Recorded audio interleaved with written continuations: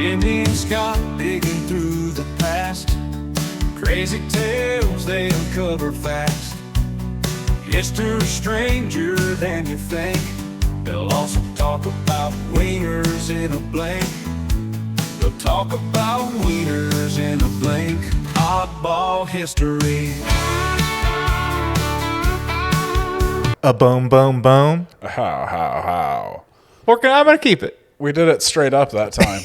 Yeah, that's how. We've been mixing it up a little, but not that time. No, Lord, no. So, today we are doing a salute to dogs. Dogs. Is We love Allie you, in dogs. frame? Come here, girl. And there's one of them. There's one. Yep. There's one now. Yeah, wow. I was laughing about how many times I've had to edit her barking out of this. Yeah. So, if you're curious about the production of this podcast, every episode 3 times she'll bark at something and I'll have to edit it out. Yeah. In her defense, there are a lot of packages being delivered. Yeah. Wife's big on the Amazon. Yeah. You know? And she has to tell them about themselves. Yes. Every one of them. She doesn't fuck around. Yeah. But yeah, we're doing a Bummer and Lazarus, 2 famous dogs from San Francisco. Mark Twain's involved in that one. Yeah. Delightfully. And our old friend, General Norton, the emperor. Of the United States of America. That crazy son of a bitch. San Francisco apparently was just a real fun place in the 1860s. What was the other one? They had one that was like also, like I said, he was he was the reincarnation of George Washington. Yeah, George Washington. Yeah. San Francisco just had 2 delightful. It was when the homeless population was uncontrollable. You could have little celebrities and be like, yeah, he's a nut, but we These like guys are having him crazy. around. Yeah, they're fun. They mix things up. Now, I'd say the current day version of that is the guy who hides behind the bush and scares people. Yes. The Bushman, I believe he's called. I saw one in action in New Mexico at a wedding a few months ago. A Bushman? Last year. A Bushman. Yeah, nice. Yeah, it was hilarious. Saw him get 2 people. It's crazy. It's like a popular vaudeville bit. Like it's Really? spread, you know? Yeah. You know what I mean? Because it's not the same guy. It's No, of course it's not. people picking up the same bit. Yes. But it's like You're allowed to. It's like how the Who's on First routine. Yes. That was just like a popular bit. Like a lot of people did that. It's just Abbott and Costello kind of did it best. Yeah. That's how I like to think of my stand-up as vaudevillian in a way. Yeah. Where it's like, if you like Nate Bargatze but wish he talked about cum more, Sure. I'm your guy. You got to do more dance numbers. And Yeah. that is what I find endlessly amusing about old timey stand up comedy, like the what's his name, the guy in like the 1920s. I forget his name right now, but you can watch one of his sets and he like does a joke and then he just launches into a song and starts marching around the stage. It's insane. Well, you used to have to be a showman, you know? Yeah. Now you can be... Yeah. You can just be a funny guy, you know? Yeah, you couldn't just stand up there and talk about your clinical depression. Yeah. You had to sing about. And you can't be sad when you're dancing. He'd go. He was like, yeah, my last girl, her brother died of neck trouble. They hanged him because he was a criminal. Yeah. So they hanged him. But he was acting. I was waiting for that to be the song and dance guy. He was. It was the same guy. Okay. He sings a song about how dumb girls are the best at making love. Oh. And he says This it in seems those like a terms. contemporary- Dumb girls know how to make love. Yeah. And he's waving his hat. This is back when people knew how to put on a show. Yeah. I like this as our forefathers, you know? Yeah. That's a premise I can get behind. Yeah. That would fly today. It would. Yeah. He would. Eddie Cantor. That's his Cantor. name. Eddie Cantor. He was a character briefly in the show Boardwalk Empire. No. Underrated HBO show. I think it was pretty well rated. Yeah, that's actually true. I think I just watched it and didn't talk to anyone about it at the time, and like it was pretty award winning. Like a lot of people in have seen history, it. well regarded. Yeah. But we're also talking about Spuds Mackenzie, the original party animal. Yeah, party doesn't start till Spuds got there. You're goddamn In right. the late 80s. And then we're going to do the old Roman epitaphs for their fallen dogs. Yeah. Which is an adorable segment. It is. The Balto story gets brought up. Balto and Togo. Yeah, Togo. Who was the real hero? Yeah, Balto is Oddball stolen valor. investigates. Stolen valor. Yeah. burn down. We're gonna do a little Balto trutherism. So Yeah. if you For all hold the plot of that movie dear to your heart, you might want to skip that segment. All you Balto heads out there. But if you're buckle a up. fan of the movie from like 2019 about Togo, you'll fucking love this segment. Yeah. You'll be so into it. Didn't see it. You'll have to pull over your car. You'll be, if you're listening in your car, I mean, because you'll be pumping your fist so hard in righteous agreement. I haven't seen it, but I imagine Cuba Gooding Jr. is in it for some reason. He should be. If he's not, that's a missed opportunity. Yeah, they're just like, you're sled dogs guy, man. Yeah, I got really into the Balto and Togo story. I got really into Bummer and Lazarus. They're heroes. Yes. Really into a little bit about Sergeant Stubby, a heroic World War I dog. First American sergeant as a canine. Big deal. And a little bit of a tie-in with last week's episode because he became the Georgetown logo, like mascot. There we go. Because he attended law school after the war. Oh, he didn't. He did. Okay. No, I'm going to get into it. But it does not say like he accompanied his owner to classes. It said he attended classes at Georgetown Law. So I'm going to run with that. Yeah, hell yeah. I am saying Stubby attended law school. Stubby went to law school. Stubby had a degree. Couldn't pass the bar. Wasn't that smart of a dog. It took him. But he got in. It took him a couple tries, but he. No, I'm just making stuff up now. Now we'll get into the real story, though. But first, the top comments. Top comments of the week. Oh, of the week, or past 2 weeks, actually. Welcome to the top comments with Oddball History. But first, some AI jokes. Imagine this: a dog eager to join a dance floor, wagging its tail with excitement. But there's a catch. Despite their enthusiasm, dogs are notoriously bad at dancing. Why, you ask? Well, it's because they have 2 left feet. This classic joke plays on the phrase 2 left feet, often used to describe someone who is clumsy or awkward on the dance floor. Dogs, with their playful nature and boundless energy, make the perfect subjects for this humorous twist. The joke cleverly combines the literal and figurative, highlighting the charm of our canine companions. So the next time you see a dog prancing around, remember this joke. It's a delightful reminder of how humor can bridge the gap between history and the everyday antics of our beloved pets. Now for some of those top comments. Chaos reigns. all right. First, Velvet Spectre Lindsay. She had Shout one of my out. favorite comments on the Peruna, the horse, being in New York City and getting into hijinks. Yeah, fun times. Like Mary-Kate and Ashley Olsen. very good times. And she says, MK and A. Olsen are sisters first and detectives second. Yeah. Fashion designers third. Weather-worn ranch hands fourth. Globe Trekkers fifth. Yeah. Australian surf champs sixth. And scheming marriage saboteurs seventh. Damn. Which, yeah. God bless. I was glad to learn that because I think I probably could have guessed the detectives one and the cowboys one, but I didn't know. I don't think I've ever actually. I'm familiar that Mary-Kate and Ashley were celebrities in my youth. Yeah. I've never actually watched. They were geared for girls, I feel like. But Yeah, I watched like Full House though, so I feel like a lot of ads for those movies. So I had kind of a sense of them, but yeah, we never watched them either. We were a boys' house. one of those strange child stars come back as adults when they kind of made a resurgence and they were doing things. Yeah. And everyone just had to collectively go like, we're not going to talk about them having eating disorders. Yeah. That's not what we're going to talk about right now. Well, and they like had Elizabeth come up. So they're like, hey, this one is, look at her. She's good. Yeah. And she's not always smoking, which we like. I don't know if I've I told do this appreciate that they're always smoking though. Mary Yeah, Kate that and is kinda Ashley, nice. they're kind of heroes for that. They're the lady Ben Afflecks. Yeah. Like they're the ones a little who are, over it. who are out there just ruefully smoking every day. I worked for a moving company in my early 20s, and we moved the Jonas Brothers family. Nice. And there was just another guy there who was too young to be a Jonas brother. Yeah. So they had him like in a They pen. they just kept him in a pen, and he was just a high school kid. And we're like, oh man, what a bummer! Like, no matter what he accomplishes, they're just like, shut up. Yeah. It's like I'm a doctor though, and it's like, can you sing and dance? Keep it moving. Wait a minute Go. now. Wait, have you ever heard of the show? What is it? It's the one where they have a celebrity relative, and it's hosted by two Jonas brothers, but one of them, I think, might be... If this kid's on TV now and found a loophole. His name is... his name is Franklin.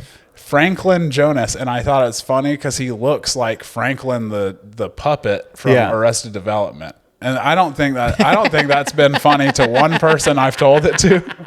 I don't think anyone has enjoyed that but me. I don't think I'm laughing. I think I'm laughing at the absurdity of the situation.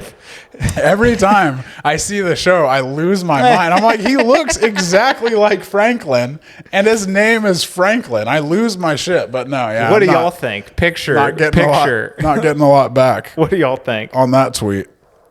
Then I like this. We have some foreign listeners. You know, we are in Dallas, Texas, and I liked Peruna was the name of the horse from last episode. And TRS Rottenberg goes, Peruna is potato in Finnish.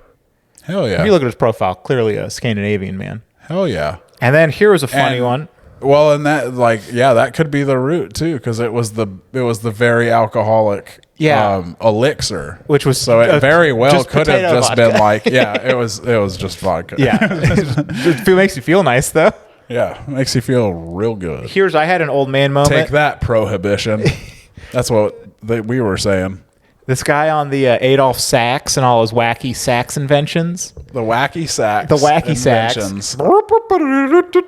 To level cities and play a really loud organ. Yes. Big ass organ. A big ass organ. This guy went, this quite displeases Slanesh. Dude was first noise marine, LMAO. Now, why is this included in the foreign guy segment? Yeah. When I first read that, first passing, I went, oh, an Indian guy's trying to say something. This is nice. Yeah. You know? And then I looked it up, and it turns out these are all Warhammer references. Oh, okay. And the guy's name was Edgar, so that should have been another giveaway. Okay. But when I first read it, it really felt like a boob me comment on an Instagram page. I was like, all right, man. Let's go Slanesh, whatever crazy, wacky religion you guys got. Yeah. But yeah, it's a video game reference that I do not get. Yeah, I need to play more video games. I think that's a thing. I think that's a thing we're all saying in our own lives. Yeah, Scott does New Year's resolutions a little differently. We need to be playing more video games. Yeah, not just Donkey Kong. You know what? I've been on the new Mario. It's incredible. I mean, I was sucking the new Donkey Kong off. It's nothing compared to the new Mario. You have all these skills. You can shoot vines and swing from walls and shit. Okay. It's amazing. Yeah. Like I was blown away when I was a kid. Mario's got skill trees now. That's awesome. Yeah, he does. Yeah, that you can earn and buy with coins and the like. Can you use real? I'm only now discovered video games. Yeah. And you can buy things with the coins. And you can use real money to buy the coins. And then you get skills Yeah. that you can use in the game to earn more coins. Microtransactions. It's pretty good. But no, it is. I've been blown away by the new Mario. It's so goddamn cool. Yeah. Mm-hmm. I haven't played a video game in a minute. I think that's part of it too. I haven't got really into a video game since like Red Dead Redemption 2. I have thought about it with like just going full dirtbag and like renting an Xbox just because Taylor's going out of town for a few days. I think that would be. And I was like, do I be a productive member of society and work overtime and just do things around the house? And it's or rent a fucking Xbox. Or do I rent an Xbox? See how far and Red Dead 2 and see what happens. Yeah. See how far we've come in video games. We'll see. I'll report back in 3 weeks. They're amazing. Farm welding You can turn into an elephant. You can be an elephant now. There's an elephant now. There's like, you know how there's like a mushroom makes you big. There's the fireball mushroom makes you have fireballs. Now there is one where it turns you into an elephant and you can like bat people around with your trunk. It's amazing. That sounds delightful. I love it so much. I play as Princess Peach a lot, and Elephant Peach is just hilarious. She's so funny to see her waddle up a tube to one of the transport tube things. Hilarious. really knocked it out of the park. The animators Yeah. on that one, her Way to little go. legs kicking as she wriggles up Way to go, Nintendo. the pipe. You did it again. You did it again. Farm Welding on the San Diego Chicken said, I'm going to make my own website and build my own self-esteem. Yes, that is the thing That's to the take. move. That's the thing to take Yeah. from the story of the San Diego Chicken. Which I we think- all need to just be making websites. Like, then that's the official story. Because you know what? That's the official story. Like, when you go and look up the San Diego, that's what you get, you know? Are you going to go to another Who's source? writing, Do you who's care that writing the much? history of Jimmy Nelson? Wouldn't you rather it be Jimmy Nelson? Bullseye. Straight from the horse's mouth. Exactly. Exactly. World-renowned It's like- comedian. Yeah, it's like these the North Korean dictators. They have it. They're like They have their own playing, websites. They're playing golf. Yeah. They're being like, oh, I actually it was actually all holes in one. I actually didn't not do a hole Yeah. in one. First time playing. Yes, it is a record. I was laughing at that. We talked about how terrible bios are. Right. Yeah, so So I was going to read my own not fun. on jimmynelsоncomedy.com. I have made my own website, Lay it and there's on a me. bio in it that's Did you write the bio? no. Mono wrote it, and then I edited it.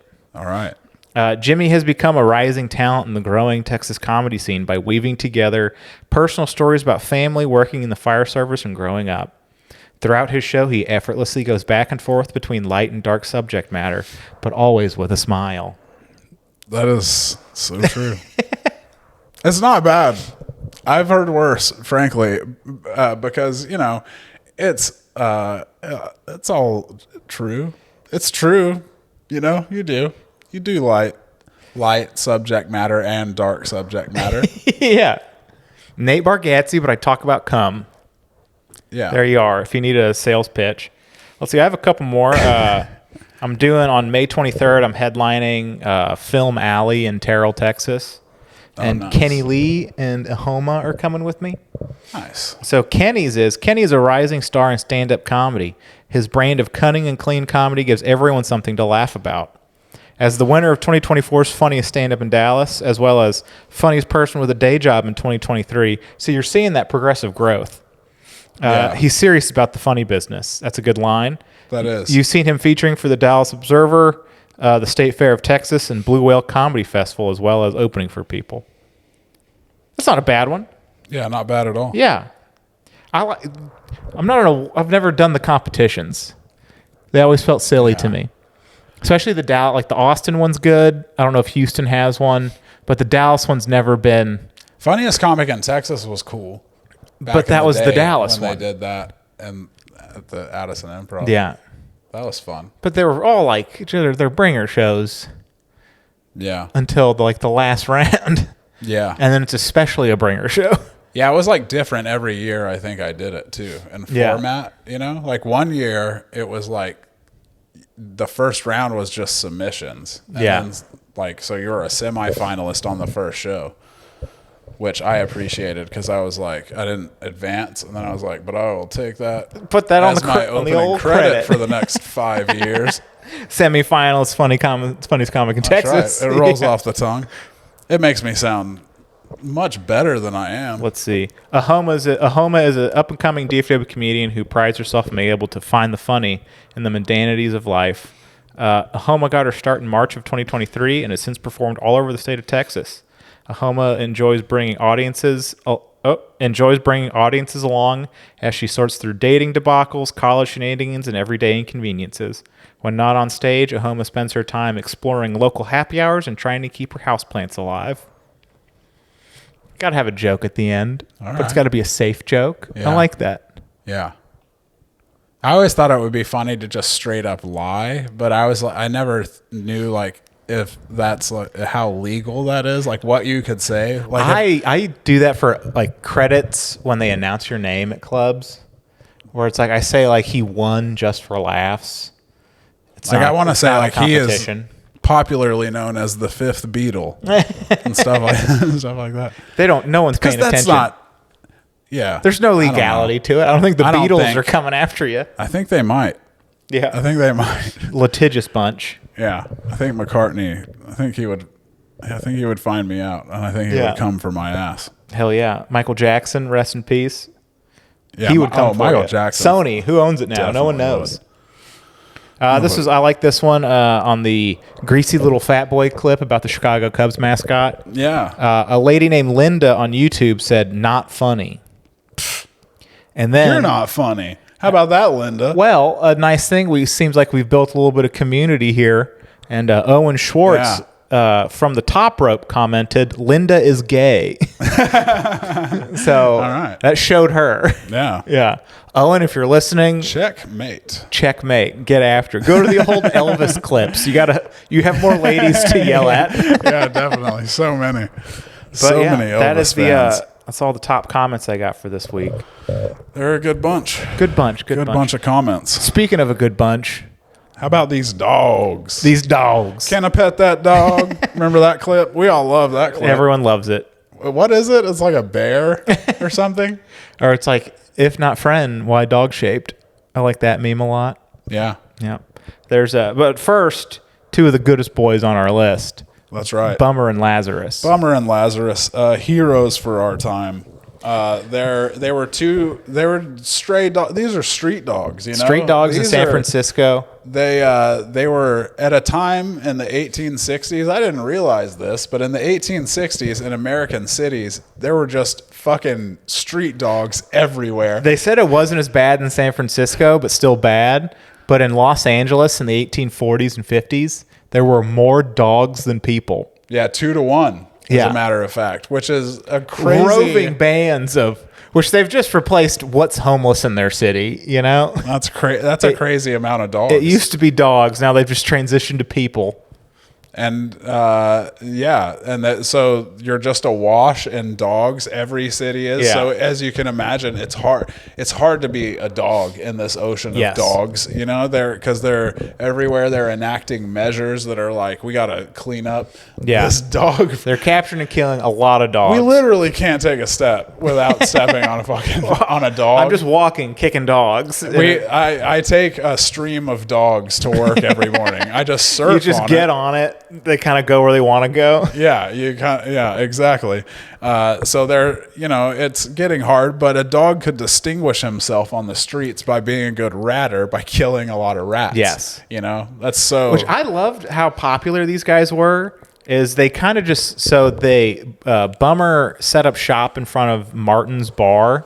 This bar owner, Frederick Martin's Saloon. A lot of like the press would drink there. A lot of it was a newspaperman bar. Yeah, they all got there, and so kind of because of that, all these guys were looking for puff pieces to finish on a Sunday. Which I love that they're like, sure, we could go out and kill ourselves looking for stories, or we could just write about these dogs right What should we write about? Look at these dogs. We've written about He's Bummer. pretty interesting. Yeah, that's right. He's cute. Look at that guy. He killed a rat earlier. I saw him. So, but they said he took over the spot from another dog named Bruno, who was poisoned. Yeah. Which just illustrates how dangerous this spot is, Which I like that Bummer, it's like a dog just takes the spot of just like, yes, I guess I'm here now. Yeah. Yeah. I've been eyeing this spot for a while. There was a vacuum and Bummer stepped in. He was a black and white Newfoundland mix. We don't really have. Lazarus was just like a straight up mutt. They don't even have a guess on him. But he but you can look him up taxidermied. He is. You can see what he looks like. Yeah, you can see what he looks like. But Bummer is black and white Newfoundland. He was a great ratter. In 1861, he saves Lazarus in a fight with a much bigger dog. Bummer runs in. He was always much more of a fighter than Lazarus. He runs in and saves him from this larger dog. But Lazarus is already real fucked up. He's badly wounded, but the newspapermen watch, of course. They're sitting there drinking, and they watching these three dogs fight. Just like, Jesus Christ. Yeah, and then, yes, Jesus Christ. And then continue drinking and watch as Bummer then, nurses Lazarus back to health. He, brings him scraps of food. He kind of protected him and fed him and So And then- because he was so close to death and then came back, that's when they named him Lazarus. They named him Lazarus. And then within a couple of weeks, he was going on. Apparently, Bummer had his rounds that he would do every day. He would go around and beg at certain places for scraps along Montgomery Street in San Francisco. And within a couple of weeks, Lazarus joined him on his rounds. They were palling around. They said Lazarus was a better ratter, a fitter dog. Yeah, ended up being a better ratter than Bummer. And Crazy to think They about. said they once killed 85 rats in 20 minutes. These aren't amateur That ratters. is hungry hippo and rats. That's like crazy. You've tunneled them. They're putting up Battle of Cannae numbers right now, you know? Yeah, and also, it doesn't make it into the newspaper, but that must have been an ocean of rat blood. Can you imagine these two dogs? Have you ever had a dog that had like a toy with a big hole in it, and when they shook it, all the stuffing flies out? Just replace that with blood. Yes, with viscera, with rat viscera. 19th. Also, these are 19th century rats, which I was thinking about. They're probably nastier than ours. Thinner but grosser. They're like, they're. That's how I describe wieners from the 19th century as well. Thinner but grosser. Sure. Yeah, I think that tracks. Yeah. I think that definitely nutrition tracks. thing. You can look it up in the history books. You can ask Gore Vidal. He'll tell you the same. Ask me. No, but so Ken Ferguson. They are destroying. That's so many. It's a lot of rats That's so many rats. in 20 minutes. Everyone in downtown San Francisco is coated in rat blood now. It's wild numbers. I mean, that's Wilt numbers again. Maybe fabricated. 85 The Wilt rats? Chamberlain numbers are always. They're like, How many ladies have you been with? And he's like 100,000. Like, all right, Wilt. well, all right. I don't think that's true. reasonable guesstimates. Yeah. He's like, All oh, right. I'm sorry. No, but he might have been. Sorry, I meant to say He 2 was- million. I meant to say exactly. Yeah. You're right. You're right.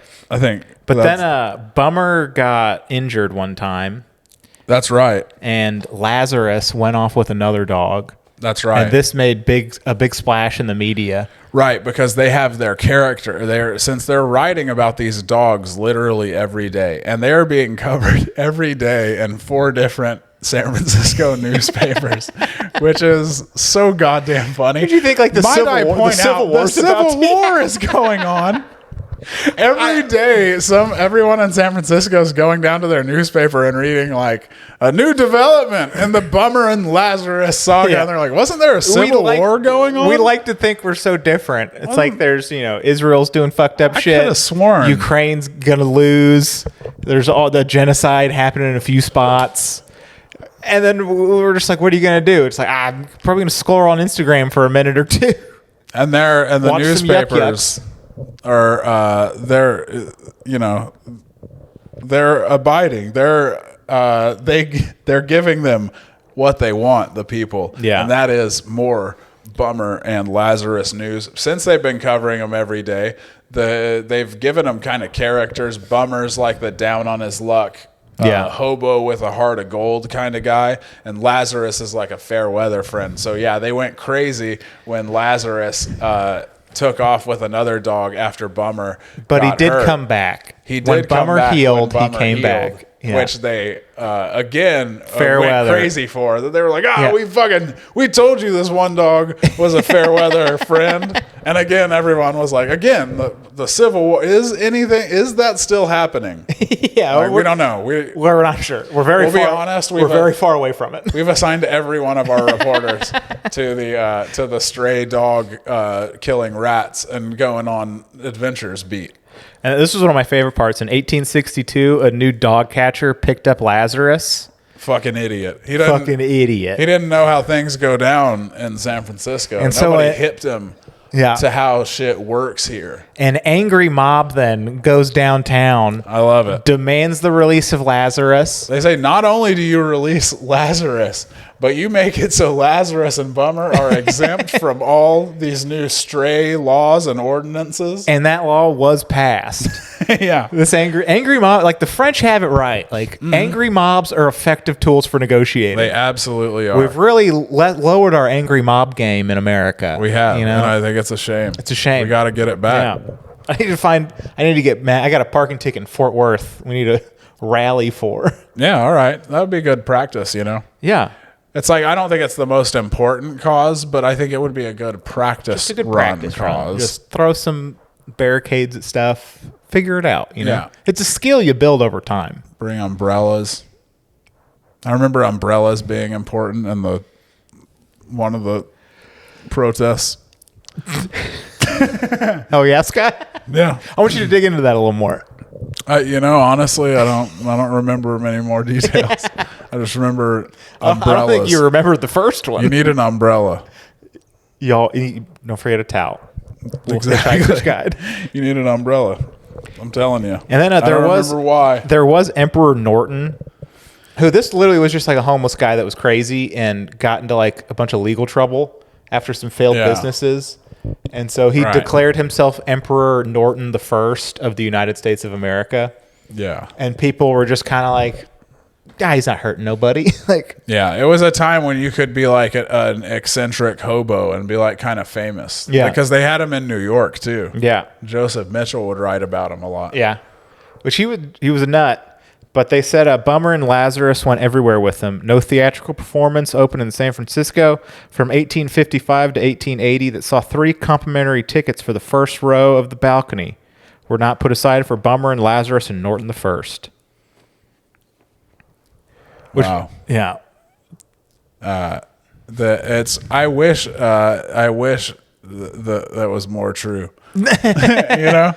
I read, because it turned out that they didn't know each other. And then Norton got mad that people said he would lower himself to the company of dogs. Yeah, it was like a joke. It was like he was in all the cartoons. His court included Bummer and Lazarus. Yeah. And he was like, that's not fun. Come on, guys. I'm a serious emperor of the United States. Yeah, you're not going to talk to your emperor like that. Come on.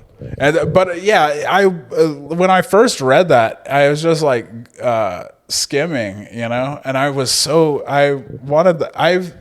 thought when I first read it, like that they were actually all going to the theater together. Yeah. Regularly, which I wish would be delightful. It would be the best thing ever. But they probably do say really disruptive. They do to the say shows. Bummer was kind of a piece of shit.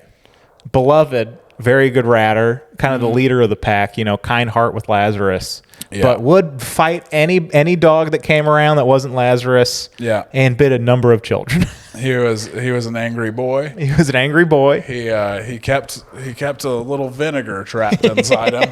It was a Bummer harder life did. for dogs back then, especially on the street. You needed can a little. you really blame him? Yeah. You know, that's like the same viciousness we praise when he's unleashing it on a rat. We suddenly get all mad at when he's unleashing it on a small child. Yeah.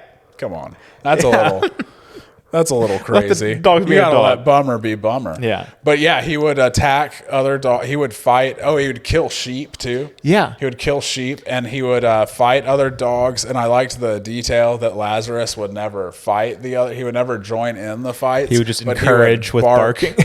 encouragement from the outside, like he was going, "Fuck him up, Bummer." Yeah. Get his ass, Bummer. Get his ass. And then in 1863, sadly, Lazarus dies. Yeah. There's a couple accounts.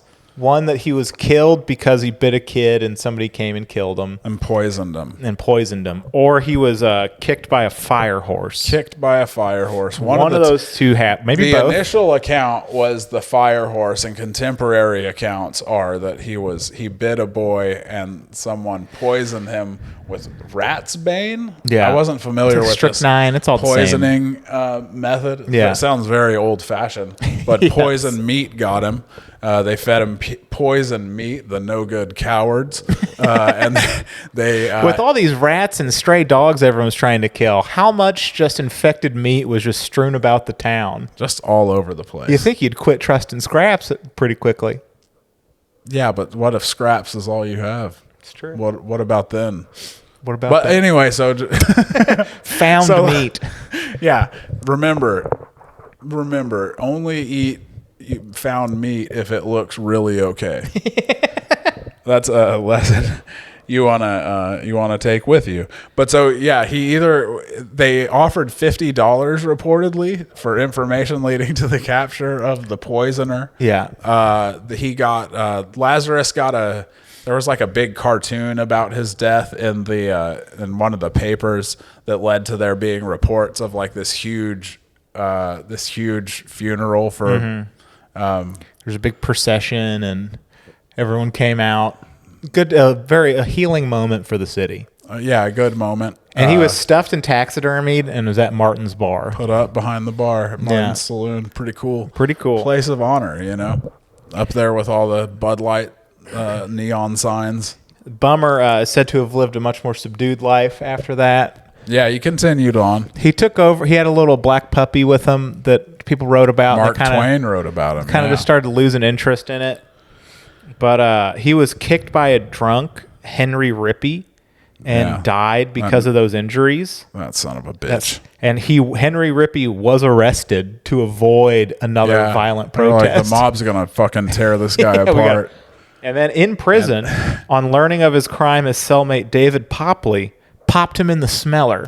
Quote, popped him in the smeller. Popped him in the smeller. What a wonderful 1930s way. Yeah, of talking about a nose. Talk about hitting someone in the face. Boy, all the tropes about spending time in prison, I had to stop and think about that line for a minute. And I was like, did he punch him in the nose or fuck him in the ass? It's like, how serious was David Popley about this dog's honor?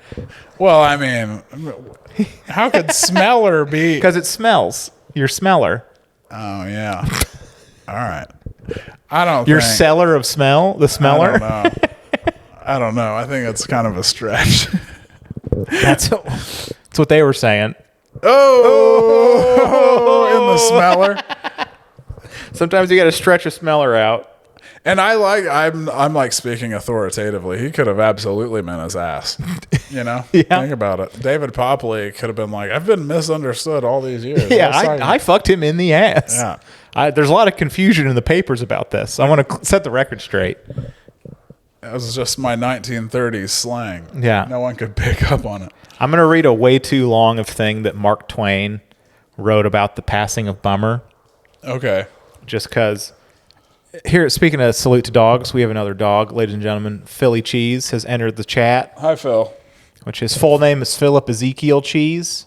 All right. So there you go. That's a good name. A good boy I didn't name. know that, but Phil is a good boy. Good boy. I can attest to that fact. And so Mark Twain wrote about Bummer. The old vagrant Bummer is really dead at last. And although he was always more respected than his obsequious vassal, the dog Lazarus, his exit has not made half as much stir in the newspaper world as signalized the departure of the latter.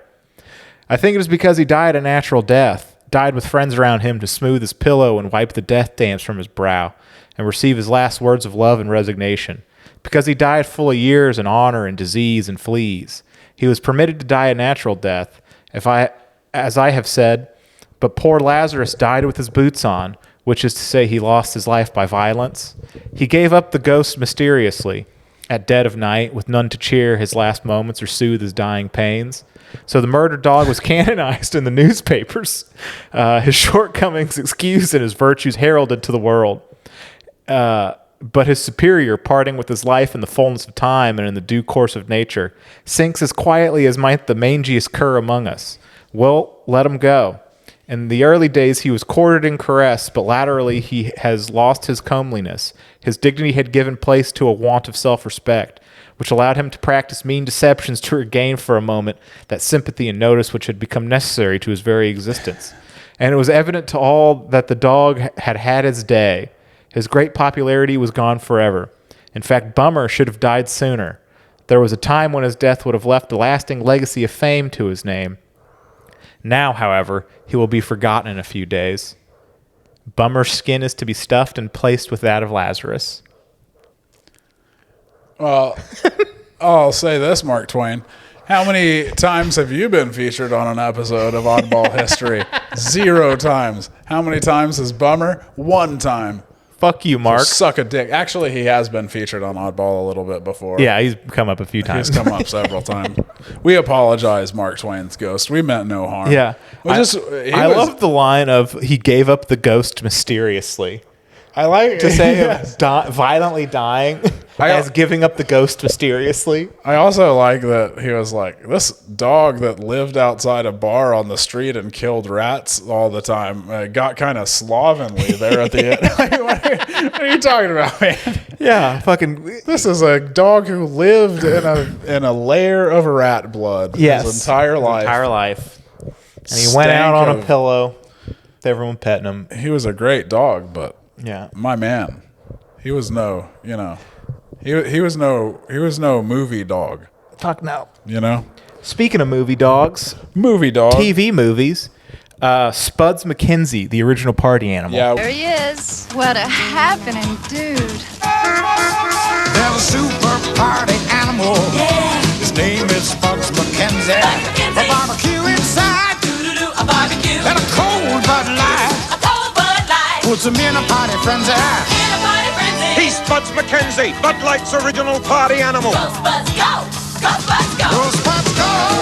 Spuds, you really cooking that. All right. I was not aware that there was any drama involved at all with Spuds Mackenzie.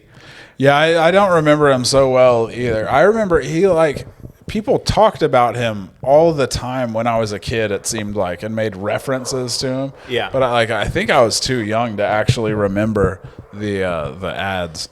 But yeah, he was a white bull terrier, and it was portrayed as a male. However, the actor, the dog, was a female. Honey Tree Evil Eye. Which, what the fuck kind of name is that? Yeah, it's crazy. The dog's actual name was Honey Tree Evil Eye. I don't know how that's not the controversy. You would think in the late 80s, if they would have heard that the dog's name was Honey Tree Evil Eye, they would have been like, well, that's Satan. Is that Spuds Mackenzie, the original party animal, or a Cherokee warrior? Yeah. Which one are we talking about right now? We got to get Pat Robertson on the line. We're going to get real mad about this. Yes. You would think that would be it, but no, it was that they said that Spuds was selling beer to kids. Yeah, because he was so such a fun little cool dog. Everyone would want to be like Spuds Mackenzie. This was all spearheaded by Strom Thurmond. Yeah. Which, if you're not familiar with Strom, South Carolina. Strom Thurmond, he is the bad guy in every race-related sports movie. That's right. Yeah. He's the dad of the guy in Remember the Titans. Yes. He was like, you don't take out my boy. Not on my team. I say boycott T.C. Williams. Tell him, Fred. Our boys aren't playing for some coach coon. Our boys aren't playing for some coach coon.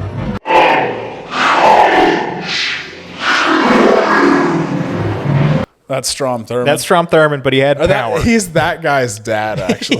Yes, from a timeline perspective. Dad. He is like, he's in the top of the bleachers because he has to go to the part where he is wheelchair accessible. Yes. They have those pull-up wheelchair spots, and he's also yelling racist things. They're just not within earshot of the camera. It's better. It's better that way. Yeah. And then he's not getting completely roasted by a young Hayden Panettiere. Being like, your boy sucks. Did you not see him? Yeah. Remember that? He was What a burnt classic. toast. What a classic movie. Because she knew about football, you see. Oh, man. Pretty Girl Knows About Football? Come on now. I mean, she was like very God bless little. her. I don't remember her at all in it. She was very small. She's a child, Jimmy. All right? All right. Look. This is... All right. I apologize to the Hayden Panettiere fans out there. No, she's... I thought we were having a... She's not age inappropriate I thought we were having at the time. I thought we were having a Sydney Sweeney situation. No. Where she was in Euphoria, but is clearly a 25-year-old. No, not at all. I'm going to Google this. No, she was a small child. Is she a small child? She is. She's a kid. Let's see. You're in big trouble. The police are about to kick in the door. Yeah. Let's see what we got here. It's going to be that's a... that is an adorable little girl, everybody. So let's... We're gonna edit that out. Let's Edit talk that right out. let's talk about some Roman epitaphs for famous dogs. Famous dogs. They are, that was basically it on Spuds Mackenzie. Yeah. Anyway, that was all. He stuck around. Eventually, the FTC, they investigated him and said there were no evidence to the claims that they were trying to sell alcohol to kids. But then Bud Light was like, we're going to get rid of him anyway because he's too damn good. He's frankly overshadowing the product. Yeah. And I wouldn't disagree. Spuds Mackenzie will overshadow you every time. Fuck yeah. You know? It's a dog wearing a Hawaiian shirt Yeah. and headphones around his neck, as was the style in the late 80s. We'll have That was a brand new look. Yeah, it reminds me of all the guys from the Schlitz beer commercial from SNL. Oh, yeah. It was a look. Schmidt's gay. Schmidt's gay. That's Yeah. right. Yeah, Schmidt's gay. Oh, man. That was a great sketch. Yeah, fucking good stuff. I wanted to go through some of the old. I don't know. I think a salute to dogs wouldn't be complete without understanding their role in history. Sure. And there was a common Roman and Greek practice to bury your dogs and leave very thoughtful epitaphs to them. Yeah. And Beautiful. beautiful, like this, Beautiful, sweet epitaphs which that are sad. Maya never barked without reason, but now he is silent. Oh, my God. What? Jesus Christ. Just a 2,000-year-old dog, loved. I'll just have me like that in the middle of the day. I'll just be like, To Helena, foster child, soul without comparison and deserving of praise. hell yeah. This one's a long one. real. My eyes were wet with tears, our little dog, when I bore thee to the grave. So Patricus. Fuck yeah, that old dog's name is Patricus. I love that. I like that a lot. Patricus. Yeah. Damn, that is a good Patricus name. Maximus. Never again shall thou give me 1,000 kisses.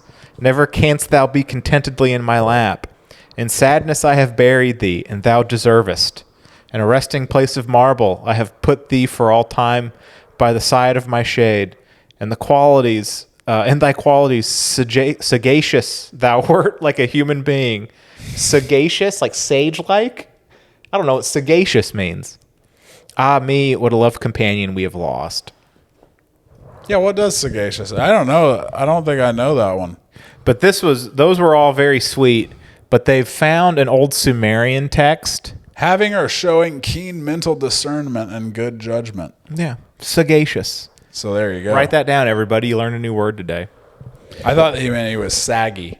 He was like a saggy dog. One of the fun faces, you know? Yeah, but it's not that. There was a Sumerian guy that they found an old poem to a dog, which this just fascinated me that it was 6,000 years old. Yeah. Like, this is ancient human. We've been palling around for We've been palling around forever. for a long time. Yeah. And this is broken English, obviously. There's translation issues, and I've edited some of the things they had messed up. But he is a good seed of a dog, the offspring of a wolf. He has the stench of a mongoose, which an insult I think I'm going to be bringing back. Yeah. You have the stench of a mongoose, an unruly hyena cub, a fox with a covering like a crab's, a monkey not pleasing to its homeland. Whoa. Damn. That feels like a deep, deep insult. I would never let someone tell me that I was like a monkey embarrassing to my homeland. Where are these monkeys that everyone's proud of, you know? Where are the monkeys that everyone's ashamed of? Who's like, we don't want to talk about that. We No, don't, yeah. please. Oh God, no. That's a monkey that displeases the homeland. Yeah, please don't discuss our native monkeys. They're really a sore spot for us. They're really every one of them a disappointment. Disappointment. Each one more disappointing than the last. But don't worry, this guy's poem about this dog's going to get better. It's judgment confused. His face is disfigured. His judgment is muddled. A smitten man who makes himself important. He is negligent, a cripple, the son of a hound. A madman, crazy, with an evil mouth and a forked tongue. He lies on the bank of a river, allowing a ship's crew to drown. He is a thief. Breaking into houses, removing the door and tearing out the door pivot. One who daily spreads evil talk among his clan. He never calms a heated quarrel. All right. First of all, you're expecting a dog to save an entire crew of a ship. They're not all assy. He's not going to save all of them, so it would be not fair to try to save any of them. I'm with him lying on the beach watching that ship go down. Yeah. I think it shows sagaciousness. Oh. Sagacity, if you will. Whichever one is correct. That's the one I'm going with. Yeah, the sheer sagacity.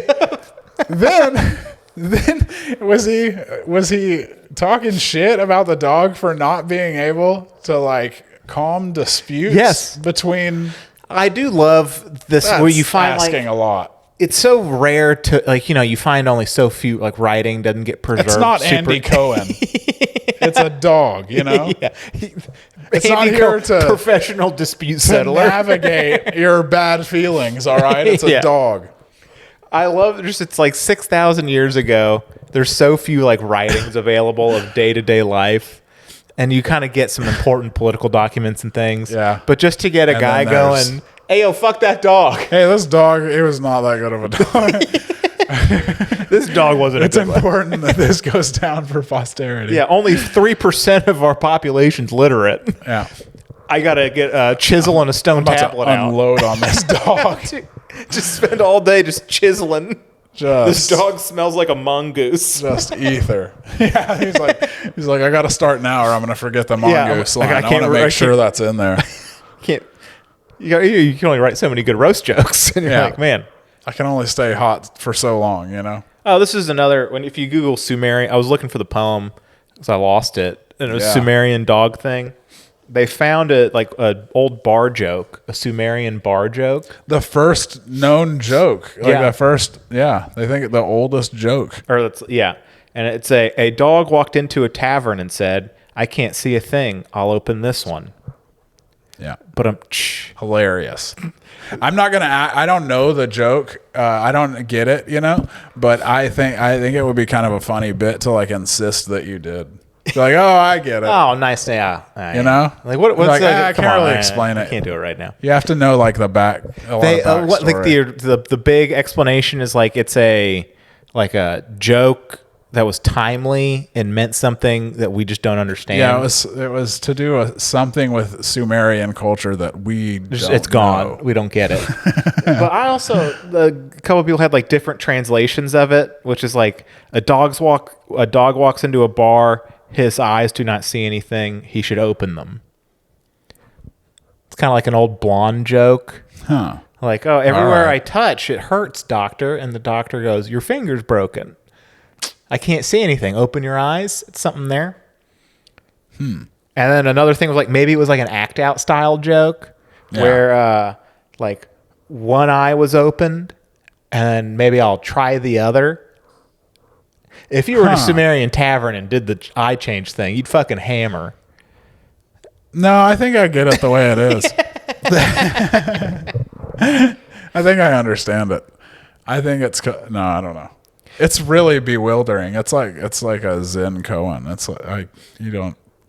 I do enjoy that even like that many thousands of years ago, there's just like blank walked into a bar. Yeah, They're like, this is how humor starts. It's culturally resonant in some way of two priests and a rabbi walk into a bar. Yeah. I like that a lot. That gave me the warm fuzzies. Hell yeah. All right. And then another big one, Balto. Balto. Our Balto trutherism. Balto and Togo. Balto knows what he did. Goes. We all know Balto, his heroics. He had a Disney movie made about him. The Gnome Serum Run to help all those kids. 1925 Serum Run to Gnome. So I think the main thing about it is, what was the guy's name? Seppala? Leonard Seppala. Seppala. There we go. I like that. My job on this podcast is to pronounce all names wrong. It's fun. It's fun. And then I wish it were a bit and I wasn't just kind of dumb. And then, well, it's honestly hard. This one was anything where it's like Nordic names. That's gonna be kind of dicey. They have some crazy names. And his name's Leonard, but I was looking up if it's pronounced Leonhard or something like that, but it wasn't. It was just Leonard. I didn't have to out myself as a dummy right there. Yeah. I could have just You could have just kept going. just Like it was not Leonard. said that. Leonard Sapala. Leonard Sapala, though. Leonard Sapala and Togo. So they have it's a very long run. Togo's his best lead dog and did 80% of it. He did it was like a huge team effort. There were like 150 dogs used and 20 mushers. Yeah. But Togo and Sapala did like the hardest, the biggest stretch and the most dangerous stretch. They were really the kind of the biggest heroes of the run. But of course, Balto does the last leg. Yeah. And then there was kind of some confusion as to it. Balto was supposed to hand off to his handler, Gunnar Cosson, was supposed to hand off to another guy, but he said that his account was that the guy was asleep when he got there, and he couldn't wake him, and so he just went on. Yeah. But then there are those who accuse Cosson of being like, I think I'd rather just close this thing out. Go finish the game. Get a goddamn statue made of my dog here. Hell yeah. And that's what happened. They finished, and then there were newspaper reporters who were just like, "What's the name?" And they were just like, "Oh," they gave him 6 dog names. Yeah, this was huge news in America. Balto kind of had the coolest one. And yes, exactly. Yeah. Balto. So Balto ended up being the hero. They even reported at times that Balto had made the run by himself and all this shit. But it was I wish I wrote it down. They had one of the other dogs that was named as one of the important ones was Fox or Max. Fox was the one who later Leonard Sapala would accuse. He would say that was the actual lead dog of Gunnar Cosson's team. But the newspaper reporter was like, Fox is a bad name. Yeah. I like Balto. Balto sounds way cooler. We're saying Balto was your leader. Yeah. Because he said the thing about Balto's whole backstory was he was never viewed as a very good racing dog. He was a second string dog. He was a lot shorter and stockier than most good dogs. Rudy of the dog world. The Rudy of the dog world. You know? And like Rudy, they neutered him. Because they figured he wouldn't be good for breeding. That was a fucked up part in the movie. Go check out our Rudy episode. We talk all about his violent neutering that he was went hard through. to watch. Yeah. He gets neutered and then he goes home for Christmas and learns his brother stole his girl. That is a tough. That was a tough time for Rudy. Tough time for the man named Rudy. But I mean, it's an insane thing. The guy also, Sapala, he later kind of walked back some of his claims. He was like, I'm not trying to take anything away. But he was really sad about that Togo didn't get more credit. More credit. And then he was like, it's a group effort. Yeah, which also I want to reach through history and be like, Leonard Sapala, I bet Togo did not give a shit that Balto got a movie. Well, so actually, because of the Sapala guy, they put the statue in Central Park of Balto, and then the Vaccine Research Association unsuccessfully called for the Central Park statue's removal in 1931, citing a 1929 interview where Sapala claimed all the dramatic events surrounding the run were fabricated to sell newspapers. Yeah. He went off for a while. Then he wrote a memoir where he was kind of like, come on, guys. You know how I am before I have my coffee. Yeah, he was like, come on. I was just horsing around. I was goofing. But he was, one time, Sapala broke into who is the sculptor, the artist, Frederick Roth, who did the Balto statue. One time Sapala broke into his office with Togo and demanded that he sculpt Togo at gunpoint. He didn't do that, but he should have. He never did that, but he should have. I was thinking about that as I was reading it. That's why there's no Togo statue, because the lack of initiative by Sapala. But yeah, the fame for Balto was immediate. He went to LA. They made a movie about him that started production 2 months after. Yeah. Which this was kind of the chain of custody for Balto and 6 of his friends gets muddy here, is where pretty much almost immediately Cosson's their caregiver, but they sell them and their rights to. Costin and them, they people go in to LA. the studio, and They go to a they're studio. signed by Saul Lesser, the film producer. Eventually, Which, when you buy the rights to the life of a dog, apparently back then you also got the 12 dog. dogs. You got the dog. yeah, It's like, can I just tell the story? It's like, no, it's your dog now. You paid good money for these. yeah. They come to LA, a hero's welcome. Yep. Balto gets the bone of the city. Adorable. And he gets to meet Mary Pickford. Not bad at all. All right. In terms of 1925 beauties. Yeah. I was thinking like I looked up a picture of Mary Pickford and it was like, what were guys like, ooh, about Mary Pickford, where they're like, ooh, her ringlets. Nice. Look at her ringlets and her hair. Ooh. Ooh, Mary Pickford. I you like the way saying- I her don't know. mouth looks tiny. Because they all had that the very small. Are you saying Mary Pickford wasn't a very attractive lady? No, she was beautiful. Okay. It was just a different time. Yeah. That was the whole goals were different with the looks, Yeah. You wanted a ghostly face. Yeah, she wasn't You wanted to serving. look She like a wasn't serving specter. cunt. She was serving specter of a dead but beautiful young maiden. My buddy one time said a problematic thing where he likes his type. I'm trying to think of a famous person, or like kind of a paler, like softer features, blonde or something. And then in his words, he was like, they look like they're almost cold to the touch.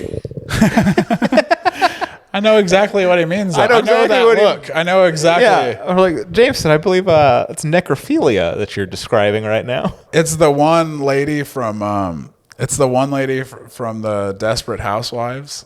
You remember the one? The No. redhead from Desperate Housewives. Yeah. She looks cold to the touch. Cold to the touch. I like it though. But one guy, they were so they go to the studio, and then there's like a contentious sale where they make this movie, which is considered a lost film. No one can really find it. Debuted in May, like 4 months. Yeah, after there's the thing newspaper was articles done, about it, but no one can see supposedly it. good. I don't know. I can't probably. imagine. I don't know. I'm not going to hate on a thing we can't verify. I can't imagine the production value's that high. No, It's it can't be good. 1925. But so he's sold to Sam Houston, who Not that Sam Houston. yeah, different Sam Houston. That one's dead. This Yeah. guy. I'm He does- picturing the Texan from The Simpsons who's always shooting his gun in the air. There's no big statue on 45 yet. This is just a fella named Sam That's an Houston. incredible statue. It's a great statue. It's fucking huge. Have you seen that guy's think- made like a lot of presidents' heads? Yes, But I he saw like that hadn't online finished one a lot time. of them. It's Yeah. just like He's he's like, like- I'm gonna die soon. Will someone buy these? No, I like that's his pitch. He's like, I make the head, and then he's like, wouldn't you like to see this bad boy on a body? Yeah. Give me some Pay money. up. Pay up. Yeah. Heads on the house. Daddy makes his bones making bodies. Yeah. So but this Sam Houston guy, he owns this kind of seedy traveling circus.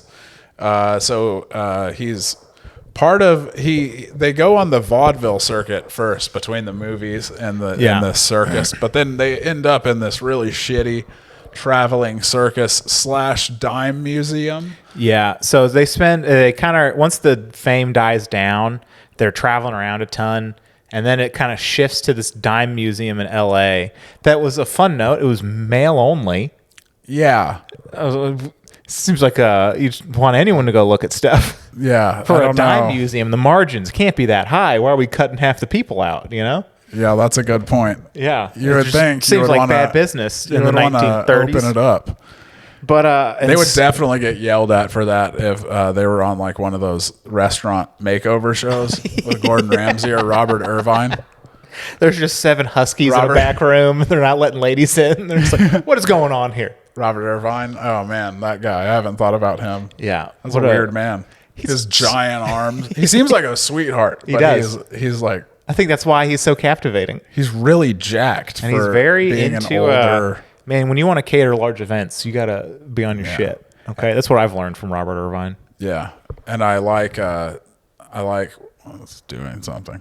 What is? I like the camera. Do you see that? It was.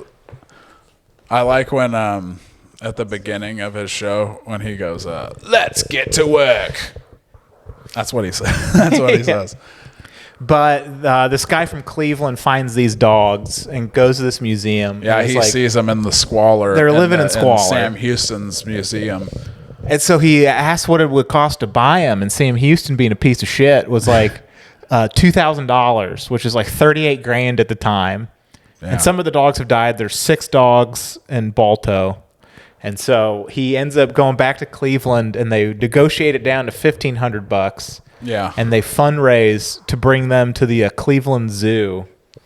Yeah, what is it? It has a name, but Brookside Zoo. Yeah. They have a little habitat there where they can live indoors part of the time and outdoors part of the time. I'm not mad at that. Like, my dogs, they go on walks and they live in a house and have a yard. Like, it's the same thing, They're taken care of. Yeah. It's not a bad end. Yeah, not bad at all. Where Togo, Togo had a much better retirement. Yeah. Togo killed it in retirement. Togo retired in Poland Spring, Maine, where he was euthanized at the age of 16. After being bred so much, he put down the foundation for like modern Siberian Huskies and Siberian like sled dogs. Yeah. They're called like Sapala Siberian sled or some shit like that. Like Togo fucked so much. Yeah. He was literally changing the course of his breed. He was reverse Genghis Khan. Yeah. Who lowered the carbon footprint by killing so many people.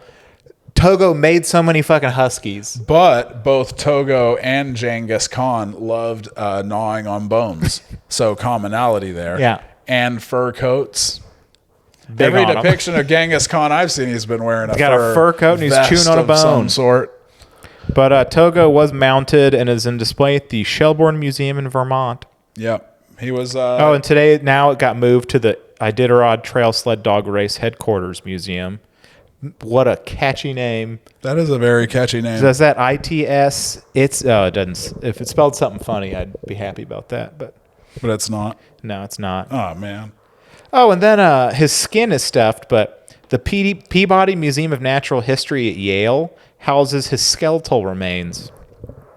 All right. Which leads me to believe, what's the quantity of just wacky bullshit in a basement in like every big Ivy League school? Yeah. That's a really good point. That is not a sought after, like, what's in this? There's a plastic tote that just says Togo bones. All the Ivies. Yes. They're just a little plastic box with just dog bones in it. Yeah. They're kicking it out of the way down in a maintenance room. What's that? It's like, us the bones. That was the original Lassie. That was the bones of the we have those. There's just the they guy were bestowed. Kind of dusts off the top of it every now and then. Just like, no one's asking for these, are they? Yeah. Like, what's the street value of Togo bones? Yeah. Oh. We can probably call and ask. Oh, I bet you could get a pretty penny. You can get a pretty penny for all of them together. Ooh. Then you could. Who wouldn't want Togo's mounted skeleton on display? They could say, conversation starter. That's for sure. Hey, the 1925 serum run to Nome? Yeah. Got the hero of this that guy, son of a bitch. This guy did the first. No, not Balto. No. Let me explain.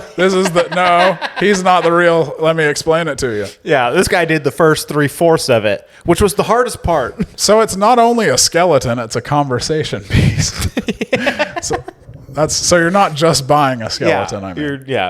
You're buying a series of arguments you're going to have for the rest of your life, and that's fun. It's fun. It's fun to have your friends over and yell at them Yes, about what wrong. really happened with Balto. Disney's full of shit. It's full of shit. And Rudy was an asshole. That's what the podcast is mostly about. Yes. If we could do it about Rudy every week, we would. Oddball. Yeah. Yeah, exactly. And no one was coming at us for ridiculing him like when we did Elvis. Oh yeah, that was funny. Which, was fun. I maintain. So you wanted to do Sergeant Stub. Yeah, Stubby or Stubbs? Stubby. He cuter. wasn't always Sergeant Stubby. He had to earn that. He started out as Private Stubby. Listen, he was a World War I dog. Yeah. All right. He was a hero. He was found by J. Robert Conroy one day. He was wandering the grounds of Yale University, where the 102nd Infantry Regiment, 26th Yankee Division, was training at the time. This was World War I times. So James Robert Conroy, he adopts this dog, and the dog learns like the bugle call. He learns to salute. He does a little salute with his paw. Adorable. They think he was like a Boston Terrier, which shout out Boston Terriers. It's been our family kind of dog kind of for years. Great dogs. Nice. But some kind of version of that, or a Boston Bull Terrier, Yeah. you know? But anyway, he joins up. The guy, James Robert Conroy, ends up smuggling him on the troop ship when they get shipped out to France. And he isn't discovered until they get off the ship. His commanding officer finds this dog, and he's like, whoa, what the fuck, James Robert Conroy? You know, you can't have a dog here. And then when he's yelling at him, when he points to the dog salutes. How amazing is that? He's like, fuck it, the dog stays. Yeah, he's like, okay, well, obviously the dog stay. Obviously he can stay with us forever. He's in. He outranks me now, actually, immediately. The dog is in charge, everyone. But so pretty much he's like, yeah, all right, he can stay. He can stay with y'all forever. Yeah. And so that he sure enough goes into the shit with. He was around for 17 battles. 17 battles. 17 battles. 4 offensives. Yeah, which one of his biggest skills is he got what was it, mustard gas Yeah, at he the got time? mustard gas. He got mustard gas. like right in the beginning of his service. And he had to it go to like fucked a him field up. hospital, fucked him up. But he was incredibly sensitive to mustard gas. Yeah. After that, they gave him a little Boston Terrier sized gas mask. Great. And he had this extra sensitivity. So he could smell it quicker and alert everyone, and they'd put their masks on, and then yeah, he would run through the trench fast as shit, as Boston Terriers do, nipping at people and barking.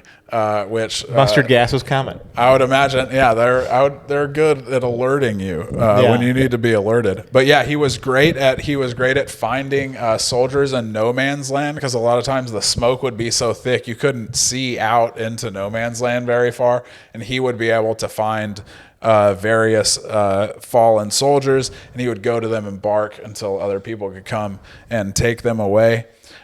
He could hear artillery before the humans could. So it was kind of the same thing with the mustard gas. He would start barking and shit, and they would know to duck and cover.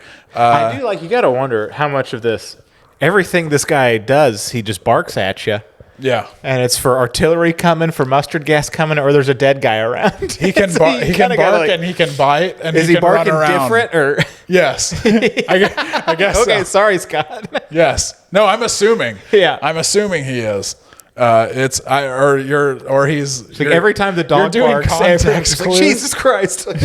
You just cower in fear whenever the dog does anything at all. Yeah, that's World War I. Whenever the alert dog does anything at all, you cower. Boy, you fall apart. You cower. You're just in a puddle. That would be my thing. Oh, he got hit with a grenade at one point. He took shrapnel to the leg and had to be sent to the rear for convalescence for 2 months, at which point he was sent back to the front, which I thought was hilarious. Imagining Stubby being called into an officer's tent, and the officer's like, all right, Stubby, looks like that leg is nice and healed up. We're sending you back into the shit. Yeah. He's smoking a big cigar. Yeah. I imagine Stubby being like, hey, we're sending you back home to a hero's welcome. And Stubby's like, send me back to my boys. Yeah. That's exactly what Stubby would have said. He would have said that. It's he true. just would have barked, and then everyone would have cowered, and then he runs back home.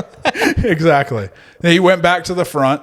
At one point, he was solely responsible for the capture of a German spy who he kind of wandered too close to the American trench, and Stubby found him and attacked him and was biting at him and barking really loud, and then they found him and arrested him. Yeah. And for this, his commanding officer made him sergeant. He became Sergeant Stubby. Sergeant Stubby. That day. Eventually, him and Conroy go home. We salute you, Sergeant Stubby. And we salute all the dogs covered in today's episode. Goddamn American Heroes among hero. them. Yeah, and then after the war, he attends classes at Georgetown University Law. I forgot about that. The first law dog. No, I don't know. I don't think he ever actually practiced law. He might have.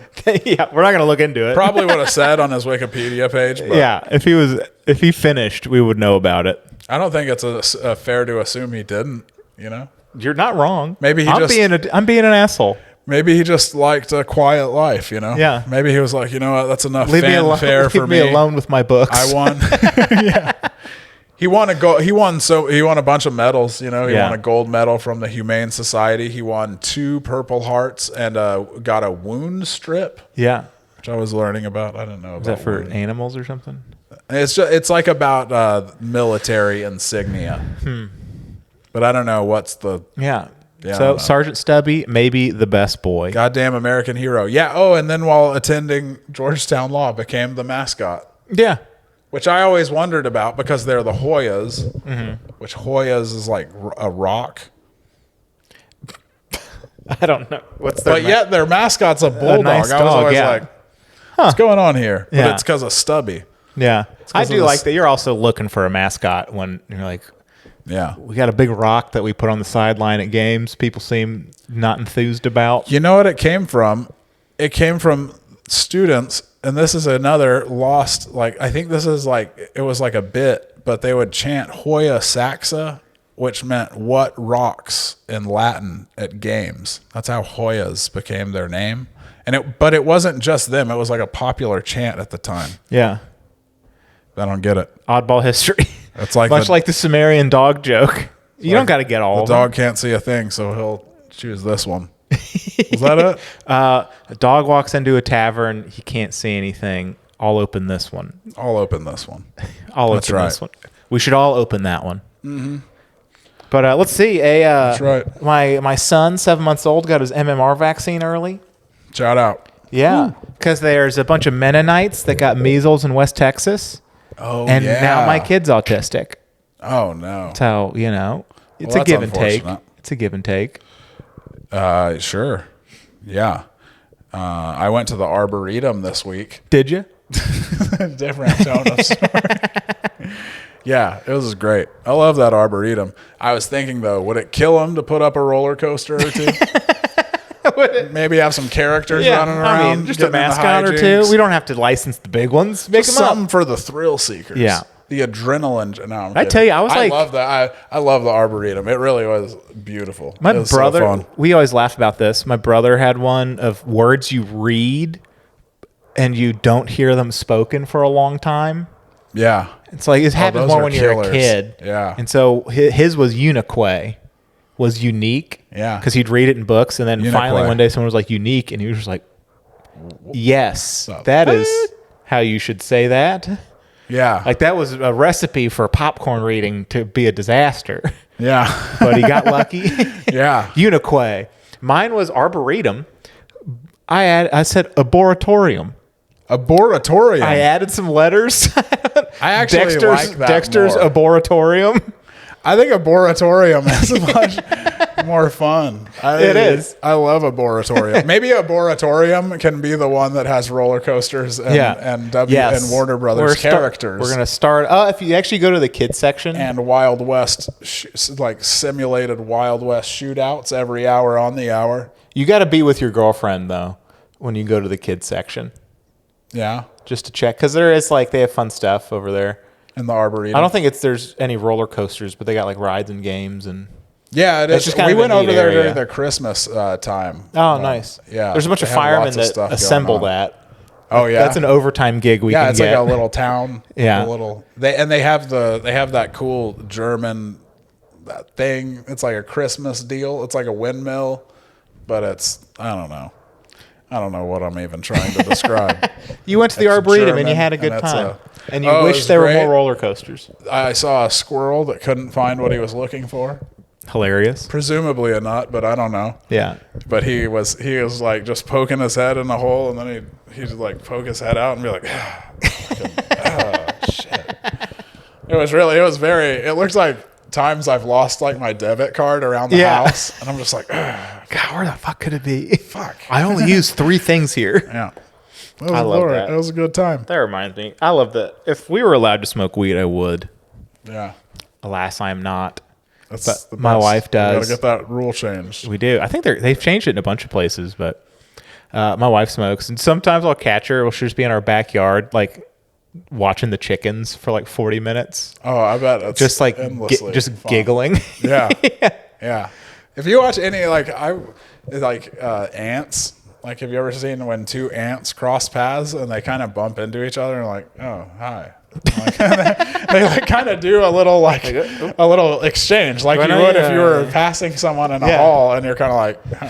Hey, yeah, weather's Just nice. real quick. All right. They kind of just go, oh. Yep, see you class. But yeah. I had a story about how, yes, police brutality is terrible. I want to preface All right, this good story. start. I want to preface this story with police brutality is bad. But periodically, we have to call police for help fighting a fella. And there was one time, this guy was like, I'm 6'3", 230, and this guy was, he was a head taller than me and much larger, just on all the PCP in America. And you're just like, oh boy. And he started getting wild, so we get cops en route, and I shit you not, just two middle-aged ladies looked like librarians, and they just get out, and you're just like, Do y'all have brass knuckles or something? like, all right, if we're just gonna shoot him, if you just want this guy shot, I guess we can shoot him. What if they got out and were like, Just put, they're like, oh, jeez.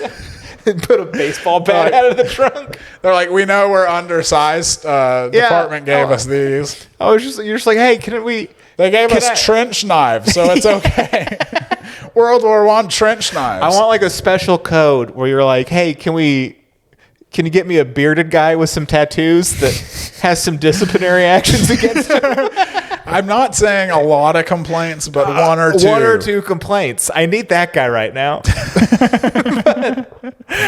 Send all the little ladies you want if you want this guy tased immediately. Yeah.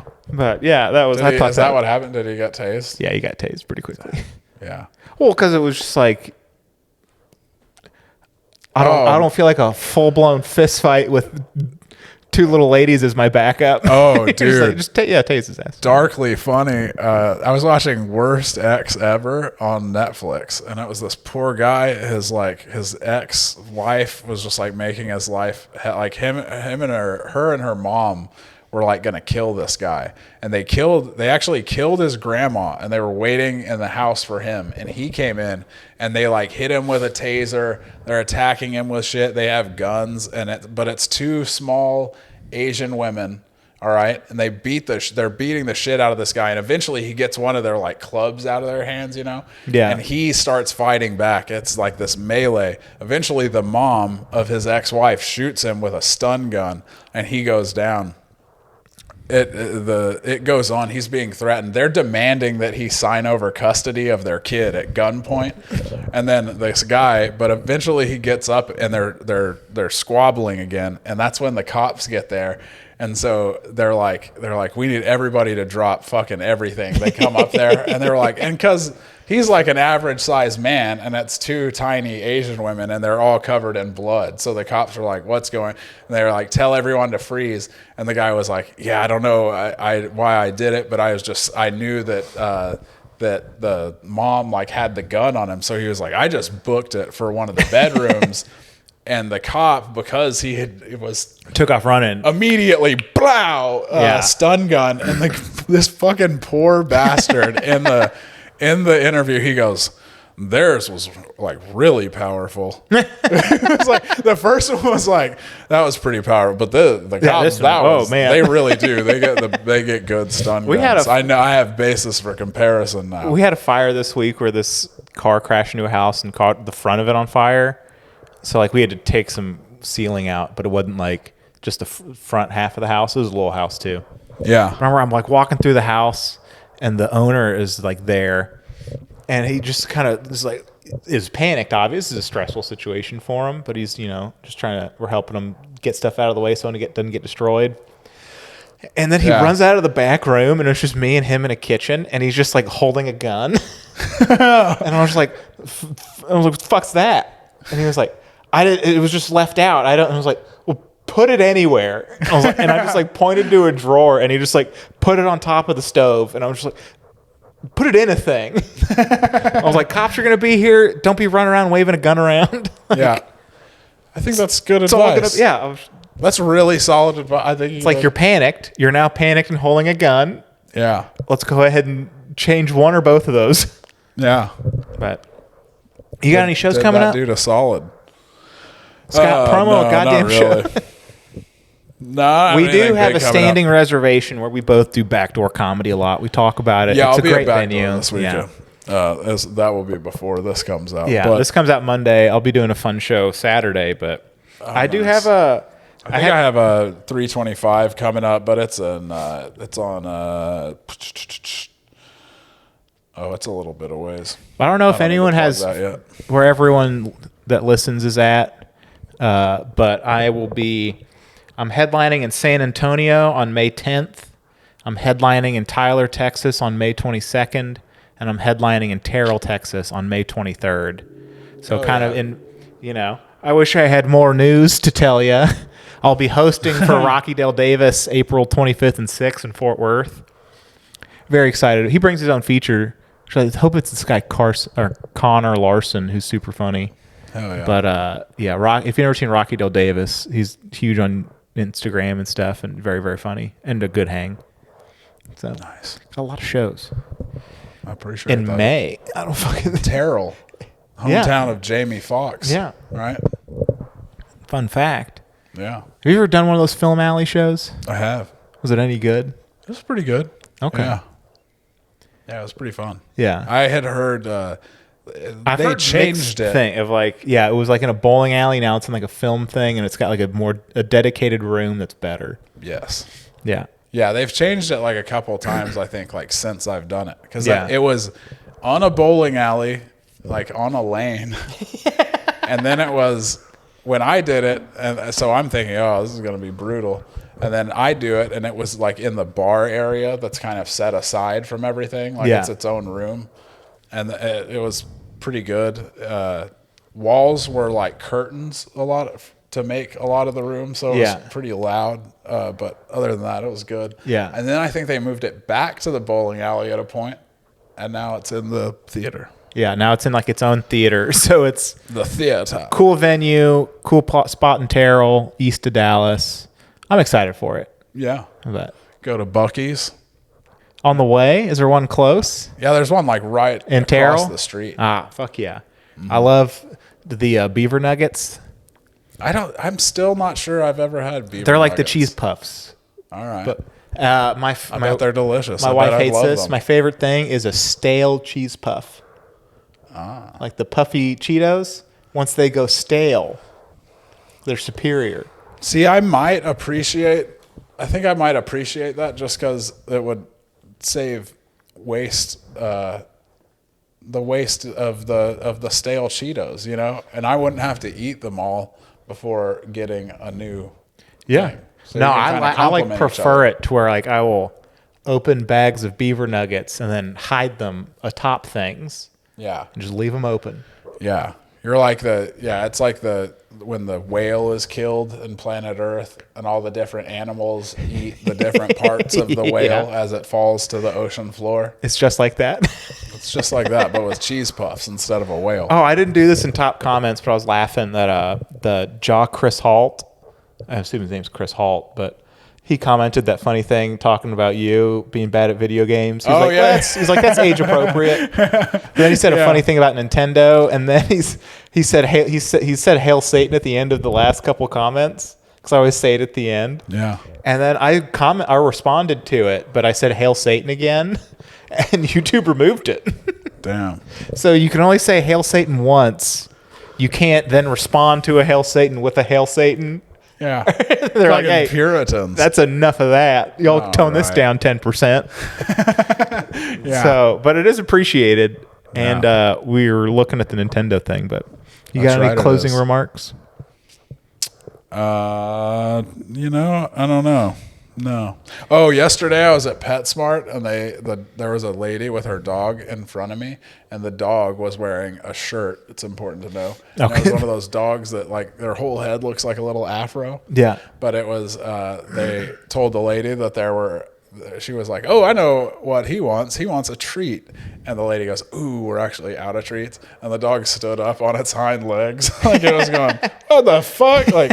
And then he barked a couple times, standing on his hind legs, like he truly was going like, "What the fuck we doing here?